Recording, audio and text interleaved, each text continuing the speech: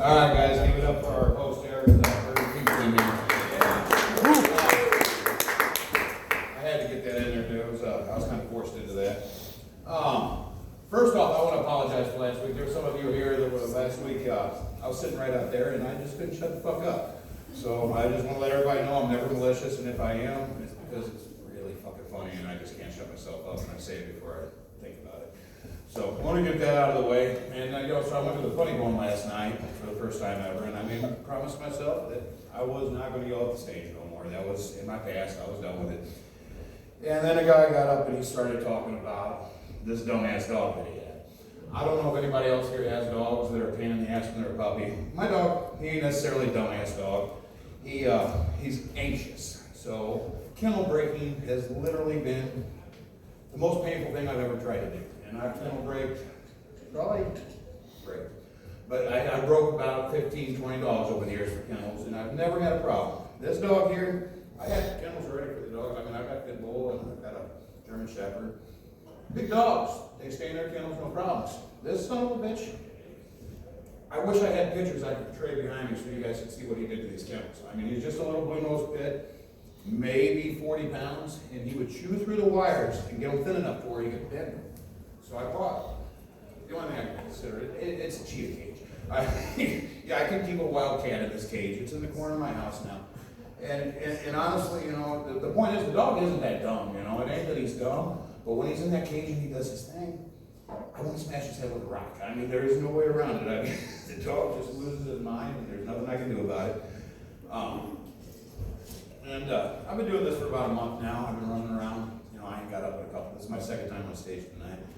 But people at work are starting to wonder what it's like. You know, I want to know what it's like to hang out with the other comedians and get on stage. And basically, the only thing I can compare it with, and I work at a union company, so nobody can really identify this. It's kind of like when you first start smoking weed. You know, some people are more approachable than others. You want freaking what they got, which, you know, in this case, it's comedy. You know, when you're smoking weed, you're passing around a freaking joint. In this case, we're passing around the microphone. But there's a lot of similarities, and I'm missing on some of them right now. I apologize. But the point is, it is a lot like it. And getting on the stage, the only thing I can compare it to is like being around all my peers here and having to go to a girl that I know is going to tell me no if I ask her out. I mean, that's the only way I can compare what it's like to get up here and do this for you guys. And also last week there was a couple gentlemen that have been married for a fairly long time, and they were announcing their marriage. I was married for 12 years. It didn't go that well for the last couple, but the first 10 years were pretty good. So if I hear somebody get up here and announce that they're pretty happy and whatnot, they need to let me know how happy they are if they're saying it's been over 10 years, because otherwise I'm in the deer in headlights. I don't know if they're trying to cope or exactly what they're trying to do. But either way, I just, you know, I apologize for not applauding sooner, you know, but if it's a good marriage, you know, just let us know that it's real happy to be a lady, because there's some of us that are a little bit jaded, you know. Oh, and then the last thing I want to talk to you guys about is years ago when I went through my divorce, I drank a lot of whiskey. And my son, he witnessed a lot of it. I don't know if anybody here drinks around their kids, but I mean, if you do, it's not a good idea.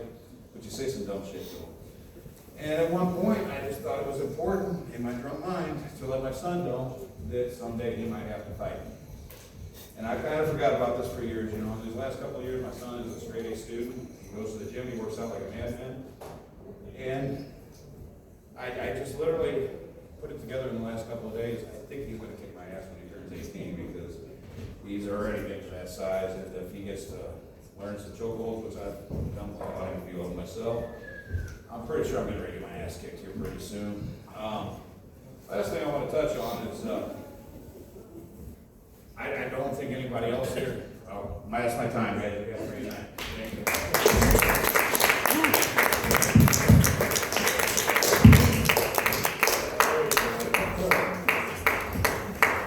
Give Russell a round of applause, everybody. All right, guys, let's keep it going for the next comic.